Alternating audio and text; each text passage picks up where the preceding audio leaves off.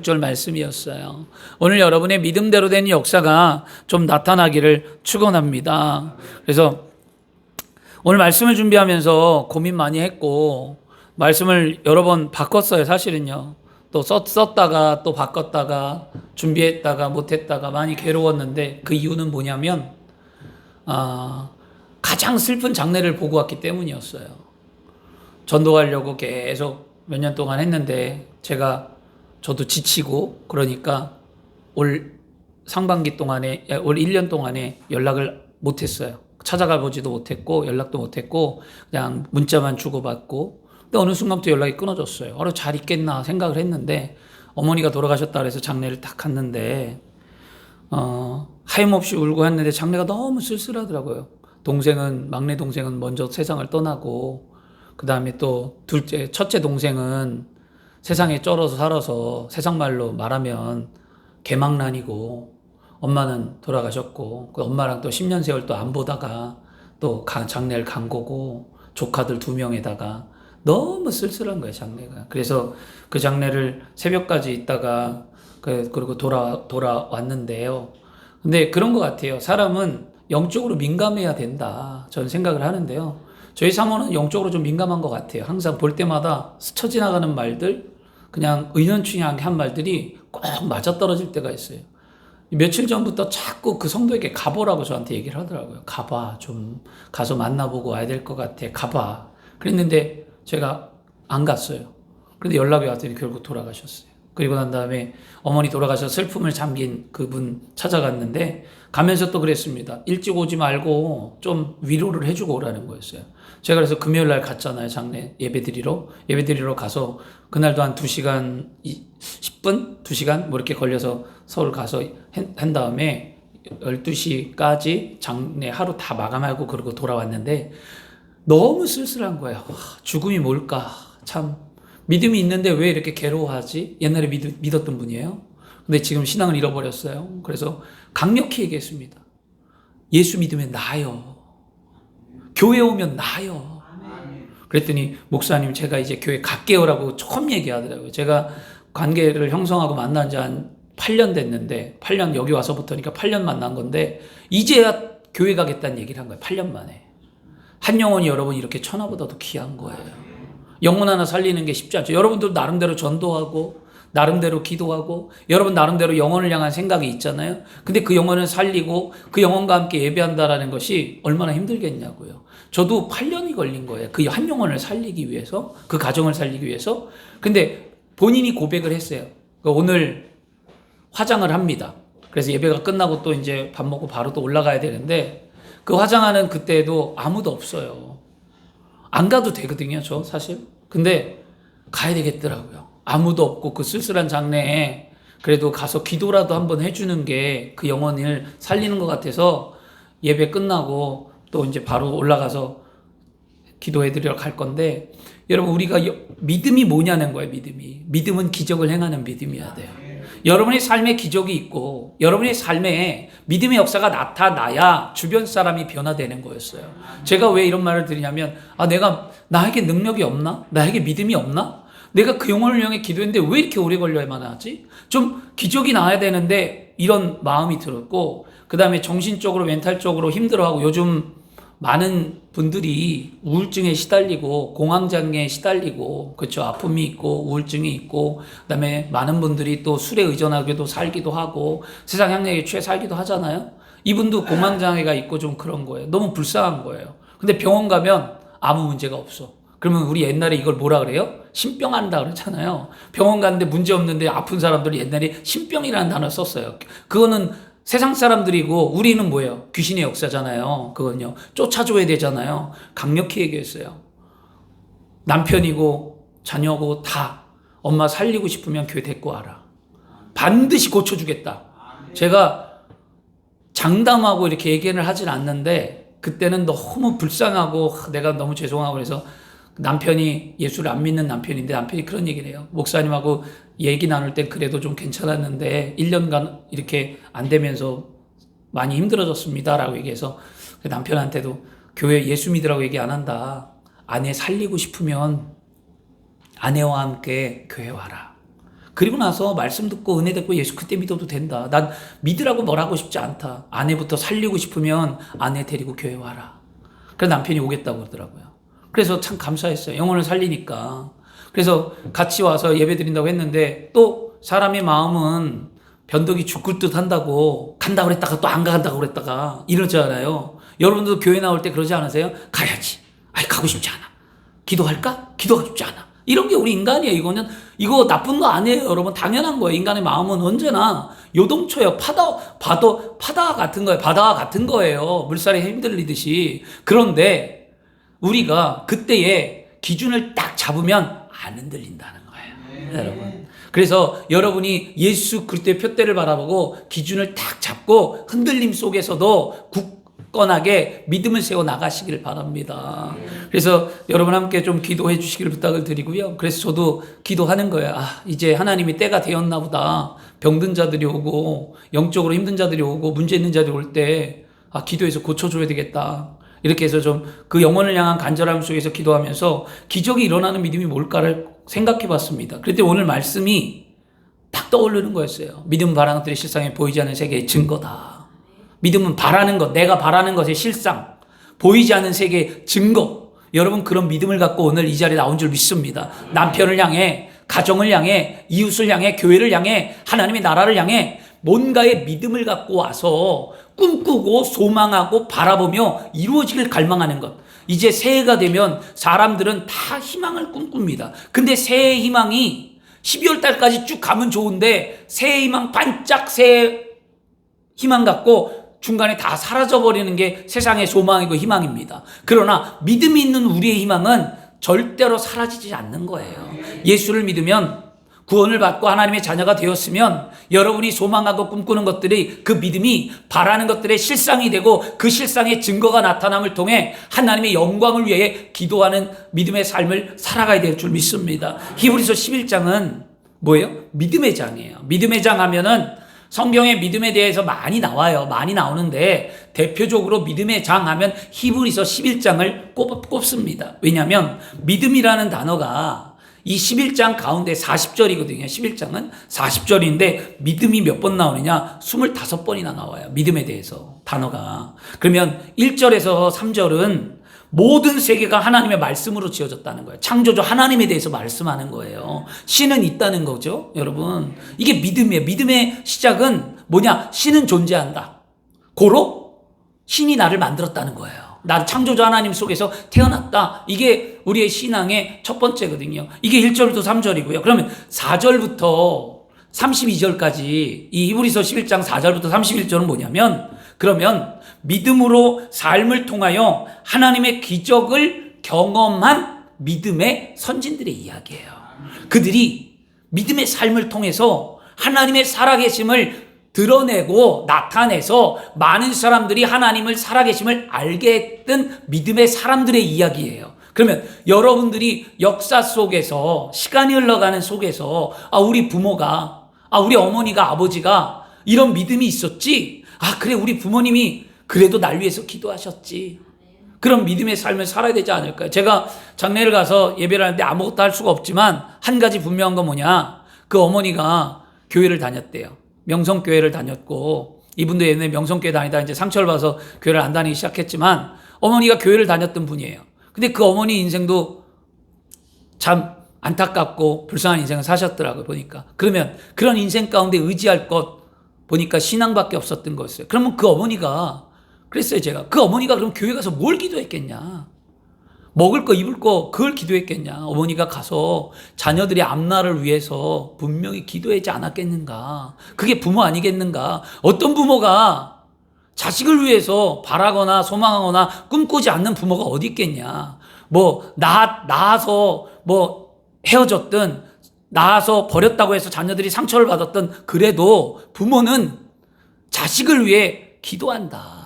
마음을 쓰는 게 부모예요. 여러분 부모님들이 잘하던 나쁘던 악한 부모도 있다고 하는데 악하던 좋던 간에 그 부모의 근본적인 마음은 뭐냐면 여러분 자녀를 사랑하고 자녀를 위해서 기도한다라는 거예요. 여러분 우리가 볼 때는 저런 게 부모야라고 말할 수도 있어요.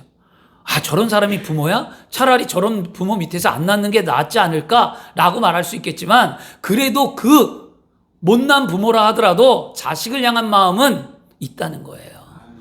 그리고 이제 그렇게 설교하면서 부모가 기도했는데 남은 여생, 후회하지 않는 여생을 좀 살아라. 예수 믿고 하나님 앞에 구원받고 부모가 갈 날을 가라는 거였어요. 지금 부모 만날 수 없고 부모가 세상을 떠나고 지금 육신에 안 보인다고 슬퍼하지 말고, 이제 부모가 나를 만나러 올 수는 없지만 내가 부모 곁으로 갈 수 있지 않냐. 그 갈 수 있는 희망, 그것이 예수 그리스도를 믿는 거다. 비행기를 타면 목적지에 도착할 때 비행기 티켓을 갖고 비행기를 타야 하듯, 예수 그리스도를 믿는 것, 예수를 믿는 티켓을 가져야 천국의 목적지에 가듯, 오늘 예수 믿으라고 했더니 그 아들이 좀 와일드한 그 아들이 마음이 좀 움직였나 봐요. 그러니까 그동안 막 술 먹고 막 깽판 치고 경찰서 갔다 오고 장례인데 난리도 아니었어요. 가 있는데. 근데 제가 가니까 그래도 하나님이 저를 또 사용하셔서 그 잠재우게 하고 재우게 하고 온순하더라고요. 저한테는. 막 문상객들이 오면 막 소리 지르고 막 술 엎고 막 그랬다는데, 그래서 제가 가니까 그런 일이 있었어요. 그래서 기도하면서 오늘 하루는 평안하기 위해서 12시까지 있다가 그 새벽에 내려왔는데, 여러분, 우리는 믿음의 삶에 기적이 있는 삶으로 세상에 드러내야 될 줄 믿습니다. 그래서 33절부터 38절은 뭐냐면, 어떠한 환경과 어떠한 처지에 놓여 있을지라도 믿음만이 뭐한다? 승리한다는 거예요. 성경은 믿음이 곧 승리를 이룬다는 거예요. 믿음은 좌절이나 믿음은 두렵거나 믿음은 포기하는 삶이 아닙니다. 예수를 믿으면 반드시 회복되고 반드시 치료되고 반드시 나아지고 반드시 변화되는 거예요. 왜냐? 영혼이 잘 되면 범사가 잘 되고 강건하기 때문에. 여러분이 믿음으로 오늘 기도하세요. 오늘 예수 믿는 그 믿음 작정으로 하셔야만 합니다. 그러면 39절부터 40절은 이런 믿음을 가진 사람들에게 하나님께서 예비해 놓으신 더 좋은 약속이 있었대요.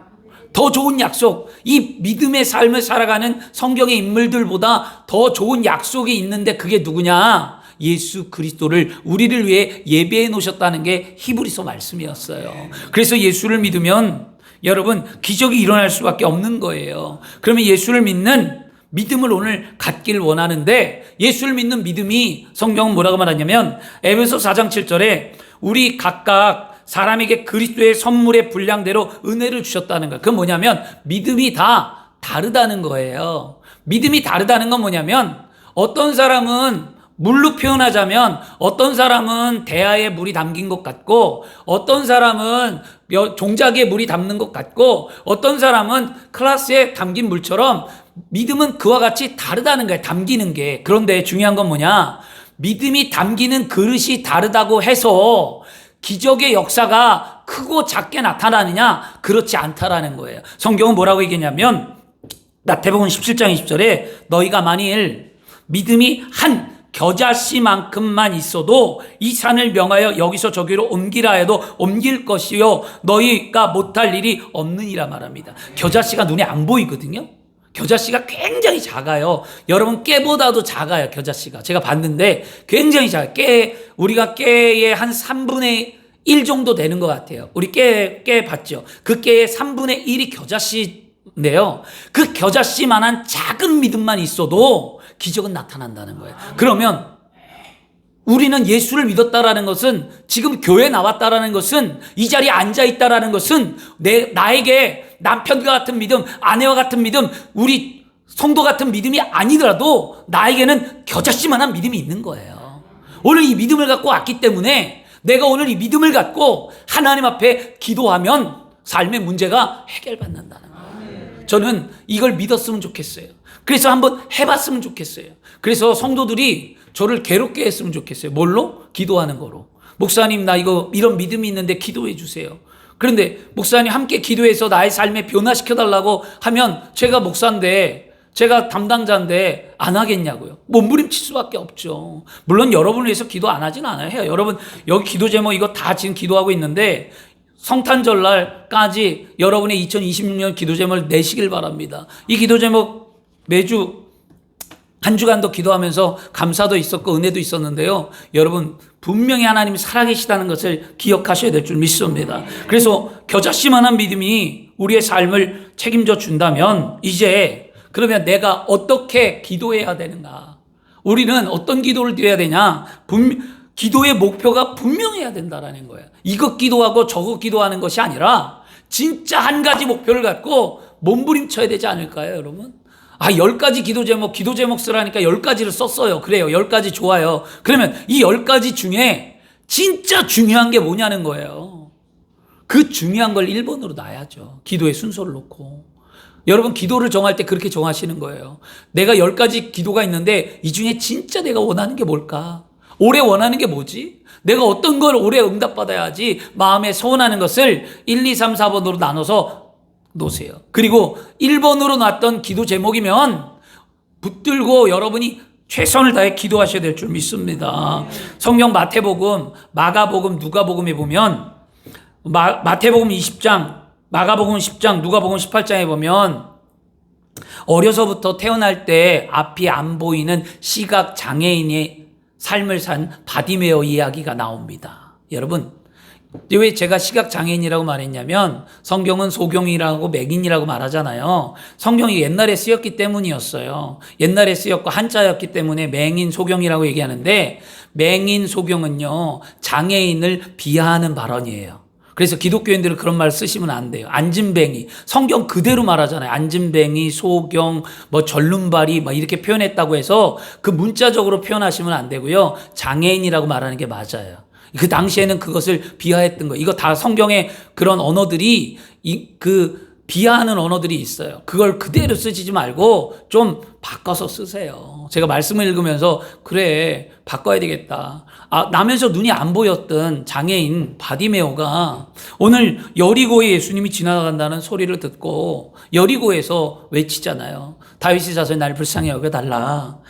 외치는데 이 바디메오의 외침에 예수님이 바디메오를 불러서 하신 말씀이 있어요. 내가 내게 무엇을 해줄 원하느냐 물었어요. 너 뭐 해줄까예요? 말하자면. 그랬더니 바디메오가 주님 내가 보기를 원합니다. 당연한 거 아니에요? 눈이 안 보이는데 보기를 원하겠죠. 나 태어날 때부터 앞이 안 보였는데 세상이 어떻게 생겼는지도 모르고 부모 얼굴도 모르고 아무것도 모르는 그가 눈 한 번 뜨는 게 소원이라 예수님의 이름을 불렀는데 예수님이 그렇게 말했다는 거죠. 그랬는데 예수님이 뭐라 그러냐? 그렇길 원하느냐? 그러면 내 믿음이 너를 구원하였다.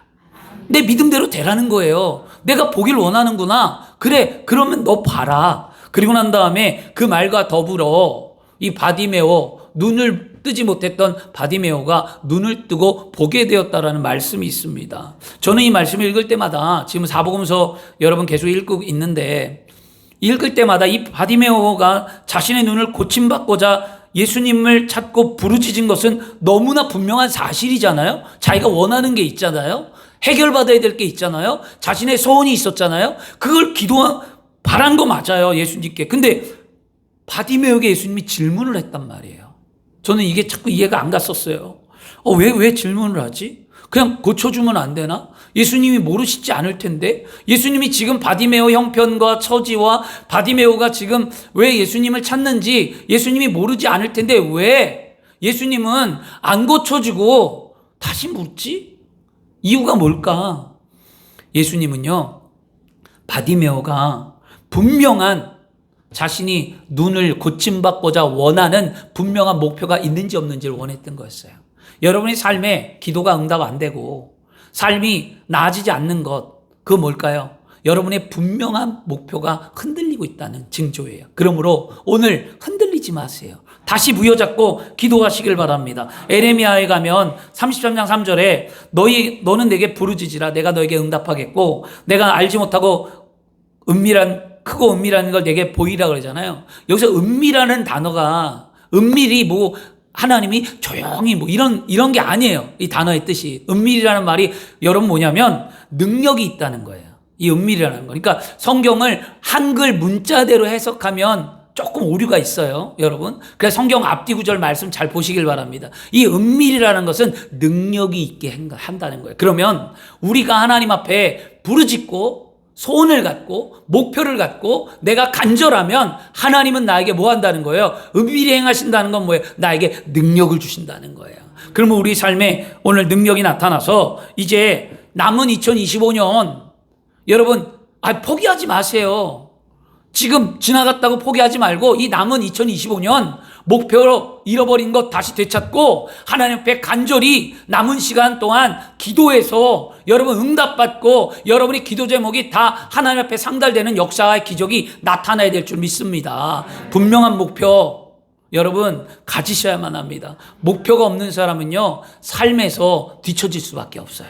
여러분 분명한 목표를 갖길 바라고요. 두 번째는 뭐냐면 목표를 가졌으면 그 목표가 어떻게 하냐면 뜨거워져야 돼요. 소원이 막 뜨거워져야 돼요. 여러분 쉽게 얘기하면 지금은 애정이 식었겠죠. 여기 뭐 젊은이들이 별로 없고 결혼해서 지금 뭐 신혼이라고 사는 우리 김종록 저기 집사 저희밖에 없으니까 그렇게 했는데 근데 부부가 만났을 때 처음 만날 때 어떻게 했어요? 뜨거워요. 뜨거워. 부부가 처음 만났을 때 뭐 비록 헤어지기도 했고 왼수간으로 살기도 하고 지금 뭐 정으로 산다고 하고 뭐 남남처럼 살기도 해도 중요한 건 뭐냐면 처음 만날 때 부부가 지금처럼 이렇게 살지 않았거든요. 지금처럼 이렇게 만나지 않았거든요. 그냥 막 보고 싶고 감정적으로나 육체적으로나 정신적으로나 모든 것들이 하나의 초점이 맞춰져 있는 거예요. 이 한 사람에게 맞춰져 있는 거예요. 그러니까 모든 것들이 다 뜨거워지는 거예요. 가슴도 뜨거워지고 막 육체도 뜨거워지고 보고 싶기도 하고 열정이라는 게 생기는 거죠. 그러니까 만난 거 아니겠어요? 그렇죠? 그러면 목표가 바라는 게 있다면 그 바라는 게 이와 같이 뜨거워져야 된다는 거예요. 여러분 사랑하는 만큼 뜨겁도록 그 목표에 열중할 때 해결받는 거예요. 여러분 그것이 안 뜨거워지면 여러분 해결받지 못합니다. 나는 왜 안 될까 하잖아요. 아니에요. 돼요. 지혜가 생기고 은혜가 생깁니다. 제가 왜 나는 안 될까? 나는 왜 멈춰 있을까? 나는 왜 이런 일이 있을까라고 고민했을 때 내가 능력이 없나? 내가 말씀이 그런가? 내 기도가 왜 그럴까? 뭐 그냥 기적도 나타나고 은혜도 있고 막 보이는 게 역사가 있고 얼마나 좋아 막 그러면 그런데 왜 안 될까? 고민할 때 무엇이었냐면 내 안에 그만한 열정이 없었구나. 열정이 없었다는 걸 깨달았어요. 왜냐? 장례 집에 갔는데 그 장례 맡았던 그분의 딸이 33살, 2살, 3살 된 딸이 있는데요. 그 딸이 애니메이션 작가예요. 만화 작가. 근데 1년 전만 해도 잘 그렇게 어려웠어요. 그래서 목사님 기도해 주세요. 그래 예수도 잘 안 믿어요. 그래 기도해 주고 걔랑 잘 지내고 이 시장이 좁아요. 그런데 지금 1년 사이에 이 아이가 굉장히 성장했던 거예요. 사업이. 그래갖고서 대만, 홍콩, 뭐 K-팝 해서 에이전시도 만들고 그러니까 어마어마한 연봉으로 본인이 회사를 만들고 직원도 5명 두고 지금 해외 출장 가면서 하는데 굉장히 성장했어요. 그래서 제가 이런저런 얘기 들으면서 그때 깨달았어요. 뭐냐? 이 아이는 열정이 있더라고요. 혼자 여자인데 당찬 열정이 있어요. 그리고 막 열정이 있으니까 아이디어가 떠오르고 아이디어가 떠오르면서 길이 보이고 사람과의 관계를 어떻게 해결해야 되는지 이게 막 보이기 시작한다는 거예요. 그래서 제가 물어봤어요. 넌 어떻게 그렇게 수단이 좋으냐? 나이도 어린데 이렇게 성장하기 어려울 텐데 그랬더니 그게 목사님 제가 이렇게 한번 생각하고 계속 그것만 몰두하다 보면요. 막 이것도 떠오르고 저것도 떠오르고요. 막 제가 막 세상 사람 미친 것 같아요. 막 잠도 안 와요. 막 그래 그 얘기를 딱 듣는 순간 제가 한 대 맞은 것 같았어요. 뒤통수를. 이게 열정인데 내 안에 저 열정이 사라졌구나. 이걸 깨달았어요. 여러분 열정이 있어야 돼요.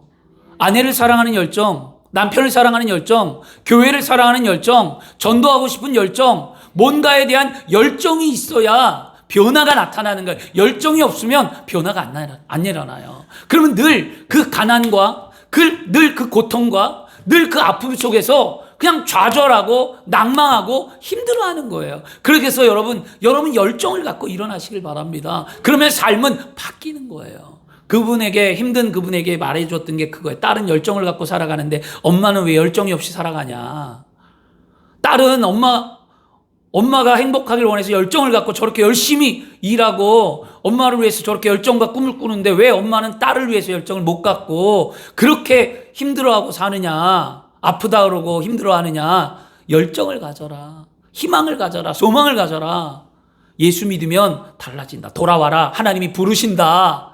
라고 복음을 증거하고 간절히 기도해 주었는데요. 여러분, 우리 안에 열정이 좀 있기를 바랍니다. 여러분, 아무리 비싼 좋은 음식이 있다고 해봐요. 여러분, 여기 뭐 홍합이 있고 뭐 대합이 있고 뭐 랍스타가 있고 뭐 비싼 해산 요리가 있으면 뭐예요? 비싼 요리가 내 앞에 있어요. 있으면 뭐예요? 뜨거운 불에다가 그 요리를 해서 먹어야 그게 내게 되는 거 아니냐고요. 하나님이 여러분에게 기회를 주고 모든 것을 다 주었어요. 여러분 열정대로, 여러분의 소원대로, 여러분이 원하는 대로 다 갖다 주었는데 내가 뜨거운 불에 그것을 끓이고 내 것으로 소화하고 만들지 않으면 그게 내게 되지 않는다라는 거예요. 하나님은 공평하신 하나님이에요. 하나님은 왜 나에게 안 주냐고요? 하나님 왜 나만 힘들게 하냐고요? 하나님 왜 내 삶이 이러냐고요? 아니에요. 하나님은 공평하신 하나님이에요. 누구나 다 똑같은 은혜와 똑같은 삶에 똑같은 하나님이 주셨어요. 선택의 권리에 따라 내 삶이 지금 이렇게 되어진 거예요. 그러면 내 선택을 고치고 바른 선택을 갖고 오늘 이 시간 열정을 갖고 여러분이 목표와 꿈을 향해서 가야 할 줄 믿습니다. 믿음은 바라는 것들의 실상이라고 분명히 이야기하잖아요. 그래서 우리가 간절히 솟구치는 뭐가 있어야 되냐? 구하고 찾고 두드리는 은혜가 있어야 될 줄 믿습니다. 성경은 말합니다. 구하는 자가 찾고 두드리는 자에게 열려주고 하나님은 구하는 자에게 얻게 하신다고 그랬어요. 그러면 우리가 오늘 무엇을 해야 할까요?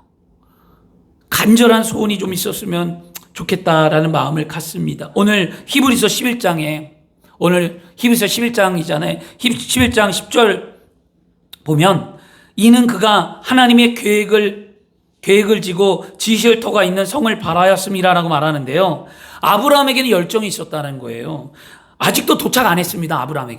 아브라함이 하나님 부른 다음에 아브라함아 내가 너에게 이런 꿈을 주고 별과 같은 자손을 주고 내가 너에게 복을 주고 창세기 그 얘기예요. 근데 그게 이루어지지 않았단 말이에요. 그런데 아브라함은 그 말씀을 도착도 안 했고 눈에 보이지도 않았던 아브라함이 믿음의 뜨거운 소원을 가졌다라는 거예요. 그래서 더 놀라운 것은 하나님께서 오늘 말씀하시고 당장 내일 이루어지신 것이 아닌데도 불구하고 꿈을 갖고 소원을 가졌어요.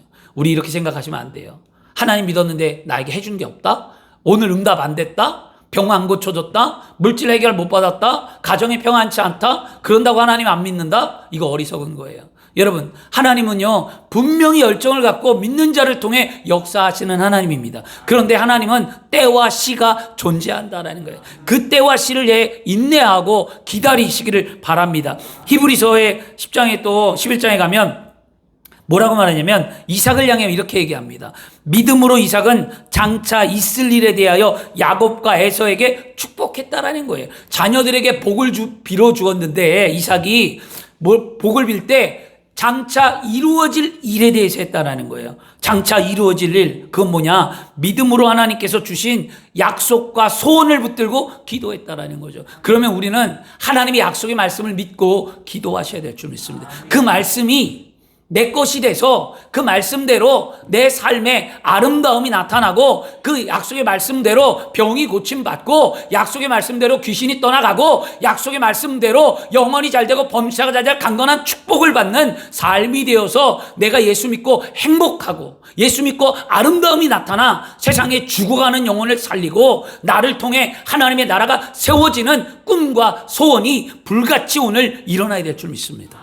그런 일들이 좀 있어야 되겠죠. 세 번째는 뭐냐면, 자, 목표가 있고, 여러분이 뜨거웠다면, 소원이 있었다면, 이제 믿음의 실상이 뭐야 되냐면, 떠오를 때까지 기도해야 된다. 이건 뭐냐면, 내 이미지에 확고하게 그려질 때까지 기도해야 돼요. 아내가 병이 낫기를 기도했다면, 내가 기도할 때마다 아내가 병이 난 모습이 떠올라야 돼요. 어느 때는 아내가 병이 난 모습이 떠올랐다가, 어느 때는 안 떠올랐다가, 이러면 그는 완전한 응답이 아니에요. 저도 마찬가지고요.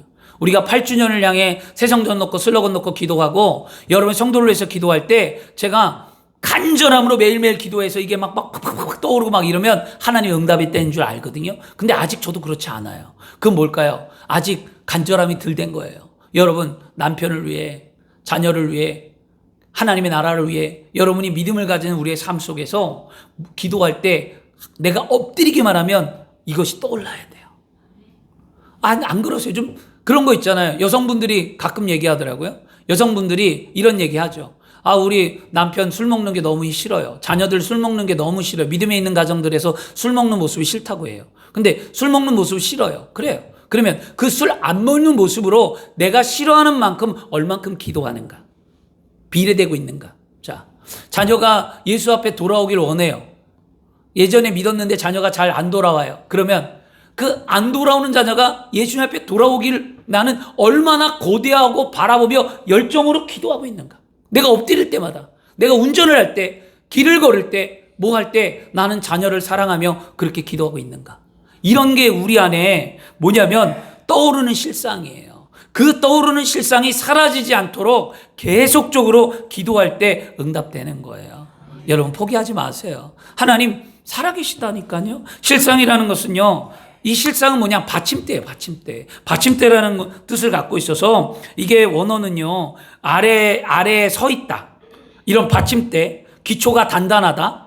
사람이 발판을 딛고 섰다라는 게 이 실상인데, 그러면 하나님은 응답을 주기 전에 우리의 믿음의 실상이 확고한가 흔들어 봐요. 왜냐? 여러분의 믿음의 받침대가 확고하지 않으면 줘봤자 무너지기 때문이었어요.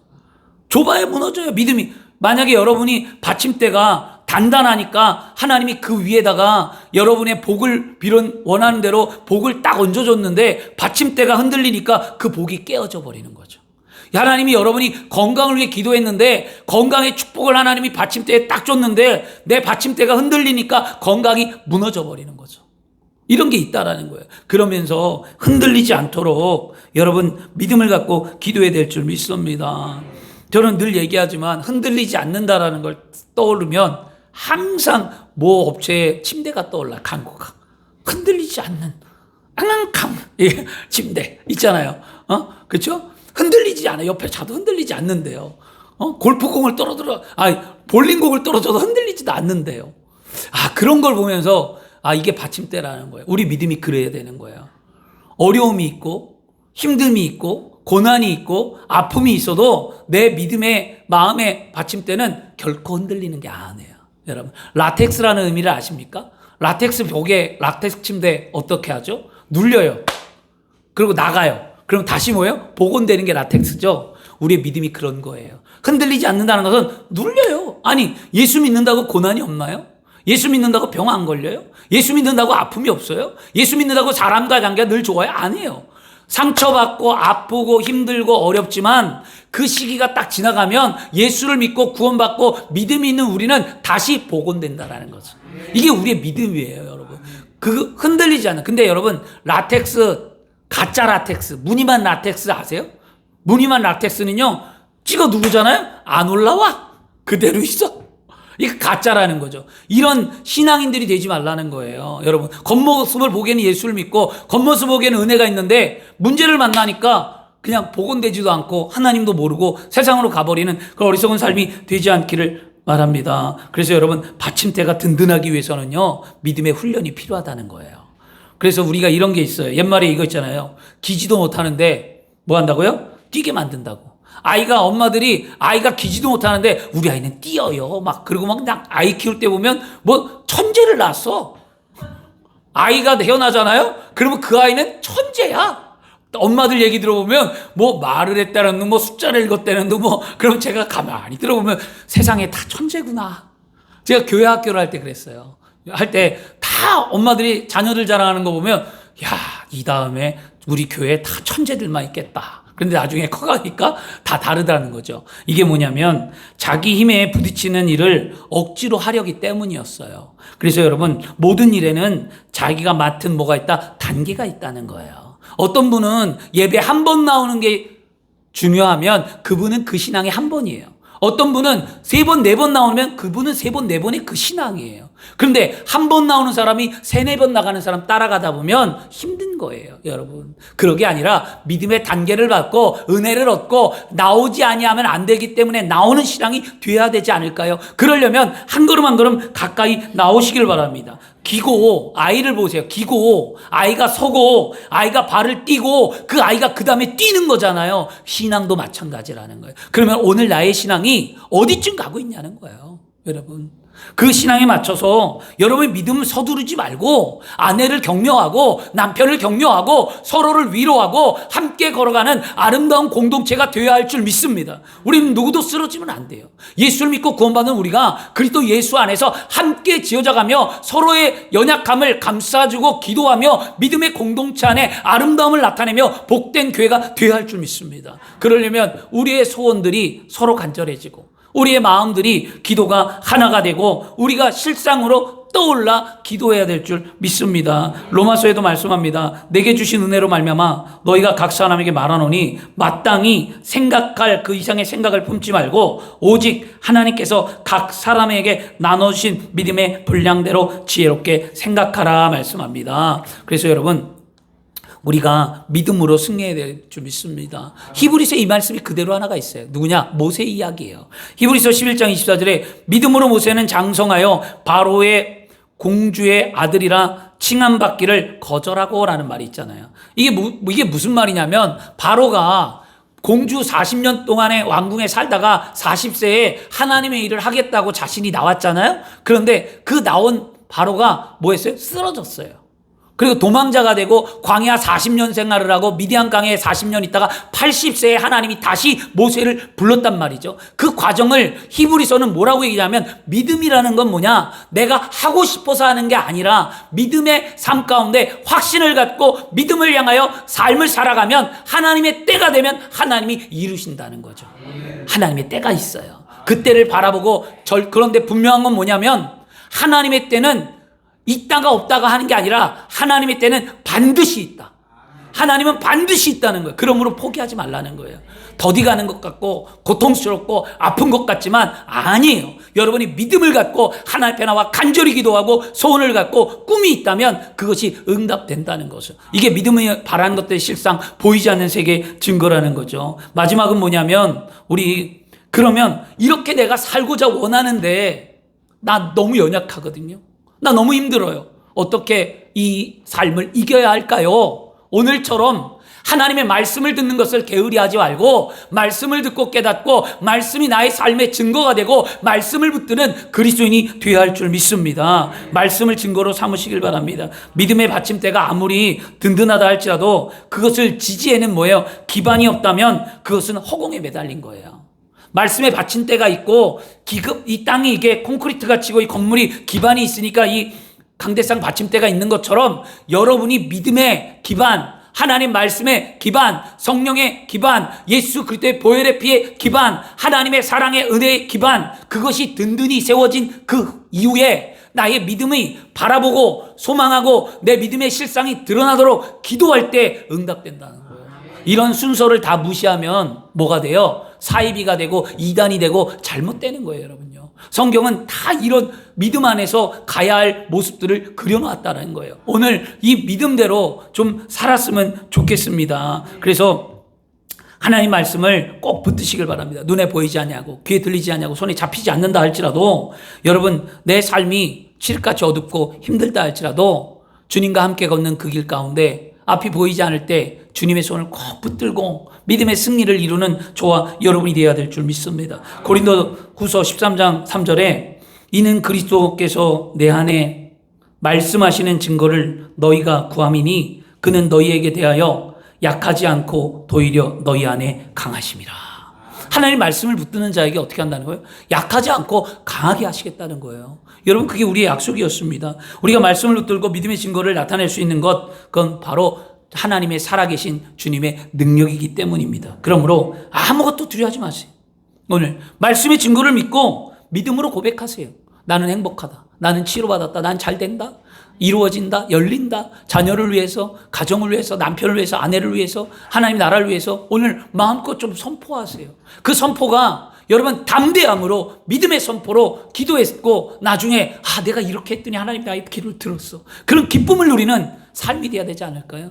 저는 그런 삶이 여러분과 함께 되기를 원합니다. 그래서 우리 아무것도 두려워하지 말라는 여러분과 함께 찬양을 부를 텐데요. 이것이 오늘 우리의 간증이 되어야 될 줄 믿습니다. 그래서 세상 풍파가 힘들고 어려워도 주님이 우리와 함께한 줄 믿습니다. 우리는 마음에 바라는 것에 대해 명확한 목표를 세우고 뜨겁고 강렬한 소원으로 그 목표에 대한 실상에 뚜렷이 잡힐 때까지 기도하고 그리고 난 다음에 말씀의 증거를 삼으시길 바랍니다. 그러면 어떤 시련이나 환난이나 우리 삶에서 우리의 믿음을 절대로 넘어뜨리지 않습니다.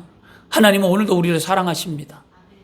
세상에 죄를 범했을지라도, 내가 세상에 악한 일을 행했을지라도, 내가 주님과의 관계가 멀어져 멀리 갔다 할지라도 나를 사랑하시는 주님이 오늘 이 자리에 나를 불러주셨다는 거예요.